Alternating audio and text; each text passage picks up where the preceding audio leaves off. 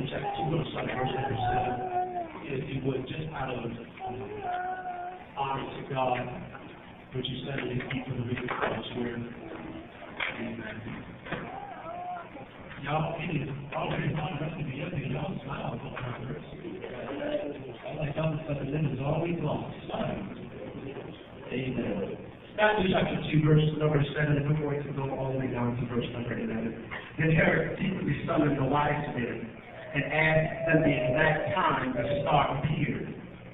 He sent them to Bethlehem and said, "Go search carefully for the child. When you find him, report back to me so that I can too go and worship him." I read from the Christian Standard Version, so in your version, I read the same Bible, just different translations. After hearing this, they went on their way, and it was there, the star that they had seen in the east. It led them till they came and stopped above the place where the child was. When they saw the star, they were overjoyed because beyond measure. And entering the house, they saw the child with Mary his mother, and falling to their knees, they worshipped him, and they opened up their treasures and presented him with gifts, gold, frankincense, and myrrh. For about 7.5 minutes, if you will allow me, I just want to encourage my mother with the topic, Just Shine. Just shine. You may take your seats. Just shine. Just shine. It is a common occurrence that we hear this nativity scene, this story of the wise men when we are in the Christmas or Xmas, what the St. Sinners call it, the Christmas season. We normally hear about this text, this scripture, when the wise men are being directed to Jesus.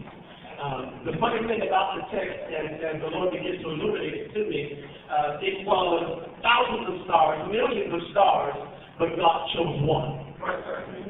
I have to pause here parenthetically to suggest, I don't care who you are, I don't care how many there are out there, when God chooses you, you will stand out. I have to pause to remind you and to let you know, I don't care how bad it looks, and I don't care how good you talk or how bad you talk, if God chooses you, you can lead more people than you really think. Here's what I see in the text, and God is illuminating the text to me. He shows us that no matter how many there are, when God chooses you, then you will lead who God has designed you to lead. I want to encourage you because we all understand, those who are bishops, pastors, and please forgive me, I'll do protocol in just a moment, but I only have 3.4 minutes left. We understand that as you start on your journey in pastoring, that the number one thing that is a discourager is when you don't see people in the pews. But I come to just rest your heart, rest your mind, that no matter how good you speak, when God chooses you, you will lead the people that He's assigned you to lead. And the funny thing about it was the star never called him.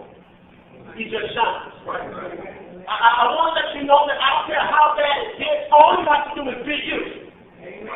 And God will lead the people that He wants to you, to lead them to Him. Watch this. The text says that when they were going towards Him, they were called wise men. Your job is to clear up theology. Your job is to clear up Christology, because there are a lot of people that think they're wise. But here are wise men that need direction. Okay? Because if they did not need direction, they would have never needed to follow this. So I wish I had somebody pray. Here it is. I only got a few more seconds. Here it is. Here are wise men that need direction to the safety.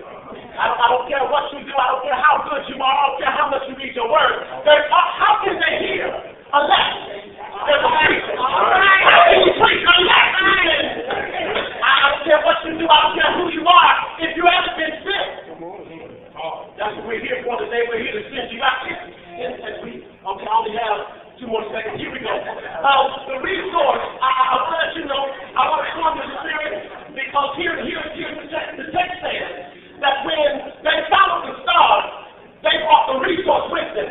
Okay? Watch this, because it's only in the text. The text says that when they got to Jesus, they they gave the parents what was necessary for the house. Not the Jesus. Okay? Jesus is an infant. He can't use gold. He can't use frankincense. And he sure enough can't use myrrh. Okay? All right? So in essence, what God is trying to help us to understand in the text is that when God brings it to you, you ain't got to worry about the resource. Because the resource comes. Okay?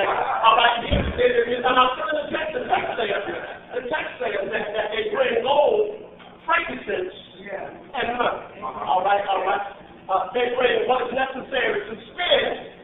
They bring what is necessary to keep, and they bring what is necessary to preserve. Okay? They bring what is necessary to spend, gold. They bring what is necessary to keep, frankincense. What is necessary to preserve, myrrh. If you weren't daydreaming, a few minutes ago I told you that whatever God brings to you is going to sustain you. And in so many words, I'm just trying to get out the way a minute ago. In so many words, he's saying what he's bringing to you is going to sustain you. The only thing you have to do is be you. Okay? All right. Now, it is funny to me because my mom, she says to me, she said, because we were talking to Bishop, she said, Bishop, Jacob wants me to preach like him. No, you can't preach like me because you ain't been through what I went through to get to where I am. You ain't had to endure what I had to endure to get to where I am. You didn't have to get with cancer, but I did. So this is why. Okay. So if you just learn to be Gwen, I can guarantee you that Gwen will do a better job in South Carolina than Jacob could ever do. Because it's Gwen plays. Okay. All right. Watch this. I'm going to let this.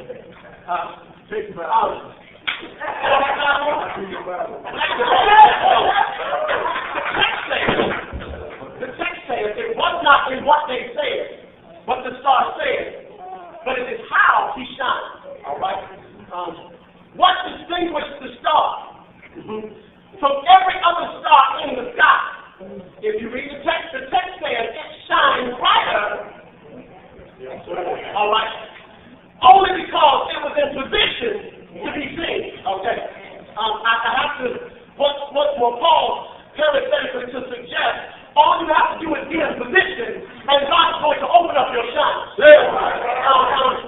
Many times we try to force a shine on ourselves because we feel like if we're charismatic, we feel like if we hoop a little bit, then we'll draw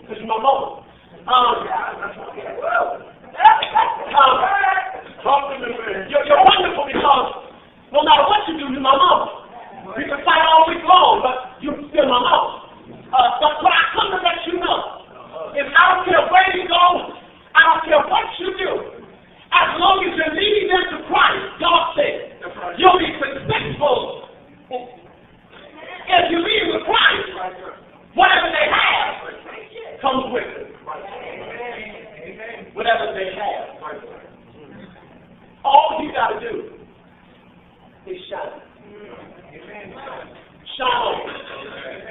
I was going to my feet.